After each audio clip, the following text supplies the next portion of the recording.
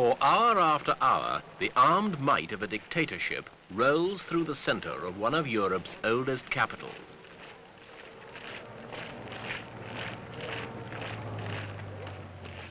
Dressed in battle kit and steel helmets reminiscent of another, sinister age, these men are part of the well-equipped security apparatus which keeps one man in total command of a nation of 33 million people, maintaining a situation which has been in force for the past 3 decades.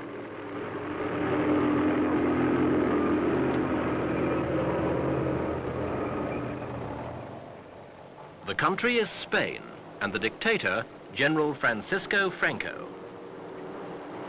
What future is there for this country which has remained firmly embedded in the past? This week, we look at Franco's Spain, in Echo, the international chronicle of the family of man.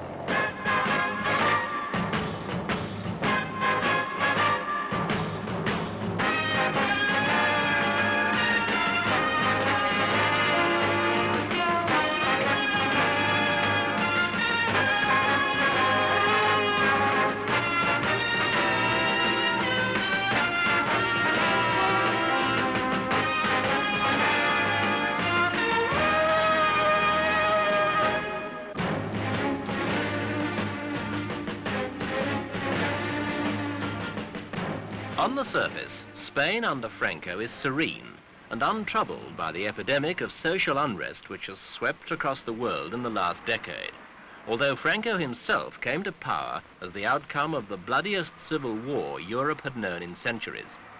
Here in Madrid, the main streets reflect a peaceful society, and new buildings mirror the booming growth of Spain's industrial economy. The fact that car ownership has doubled in Spain in the last decade is another superficial indicator of Spain's prosperity. The growth of steel, textile and shipbuilding industries has certainly provided an economic boost, and this, coupled with the phenomenal growth of the tourist industry, is the basis of this apparent prosperity.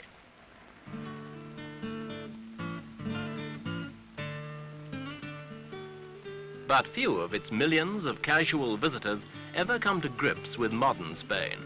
They are too easily sidetracked, preferring to dwell on Spanish history and the shadows of the days of glory, so vividly portrayed in the Prado, Madrid's world-famous museum of art.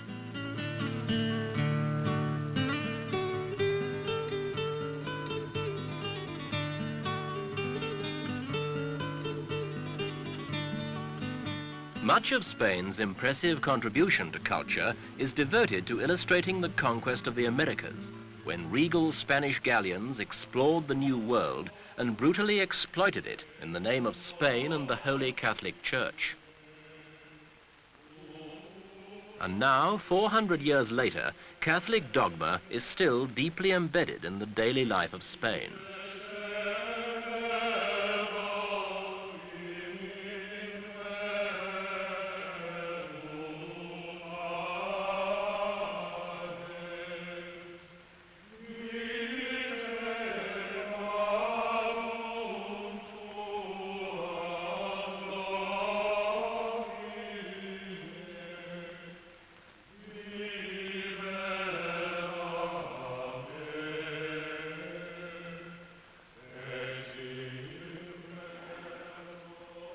Religious, proud and independent. It's among people like these that the seeds of opposition to Franco are nurtured and in the past few years have ripened. These people are Basques who live in northern Spain and regard themselves as separate from Spaniards.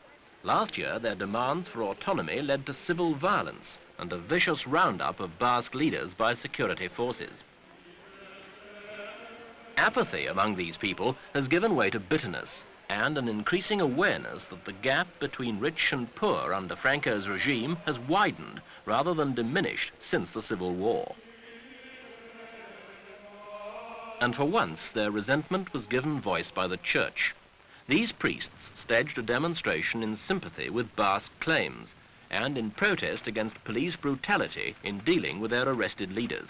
It was a brave move, and many of these men are now serving long prison sentences. It does take brave men and women to make any kind of civil protest in Spain, but the shock effect of the Basque uprising did rumble throughout the country. Under the eye of secret police, Spanish trade unionists and anti-government student organizations have demanded widespread civil reform and defied Spain's rigid security laws, which impose heavy penalties for unlawful congregations.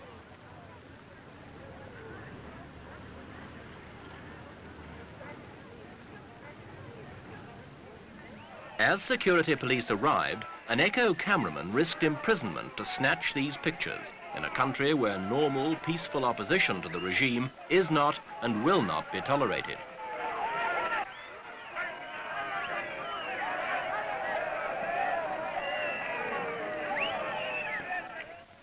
Among those who did not run were a number of Basque separatists whose trial provoked worldwide reaction. Although death sentences were commuted, all received savage prison sentences. Spain's jails are still full. Official figures alone show that over 2,000 people were arrested in the first 6 months of 1971 and held without trial. This indeed is the Spain which the tourists do not see.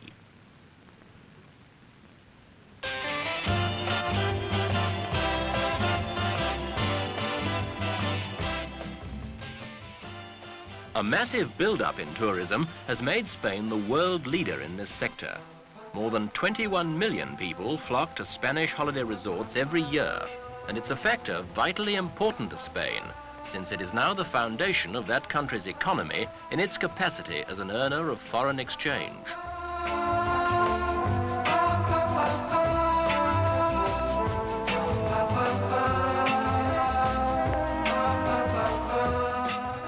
And although Spanish authority dislikes much of what its foreign visitors stand for, it is largely content to let them alone. Apart from the occasional police raid on a nightclub aimed at maintaining what they call the laws of decency, the Spaniards are too busy building hotels to worry over much about the morals of those who stay in them.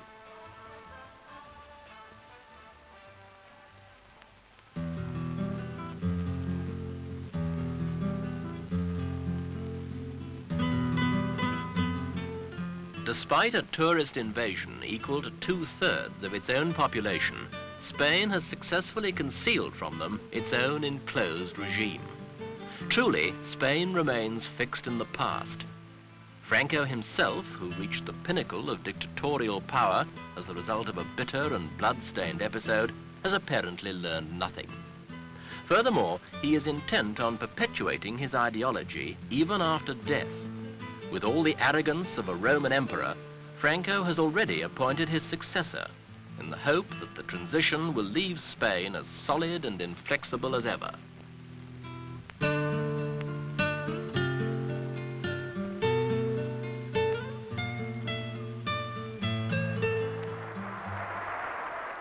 Franco is now 78 years old. The political statutes with which he governs claim that he, the caudillo, is responsible before God and before history. And if he cares little enough for history, he is at least realistic enough to admit he is not indestructible. Hence his choice in July 1969 of a successor. In this speech to the Cortes, the Spanish parliament, he named Prince Juan Carlos of Bourbon as his heir and future King of Spain.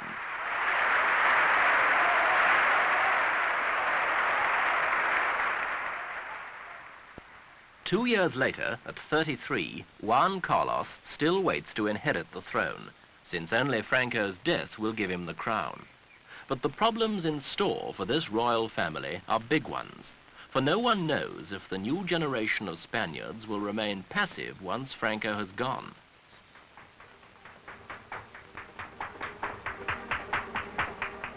One thing is certain. It will not be possible to quench the spirit of the proud Spaniards forever, and Juan Carlos would be a wise king if he were to recognize the forceful character of his people and the tempo of their ultimate desire for greater liberty.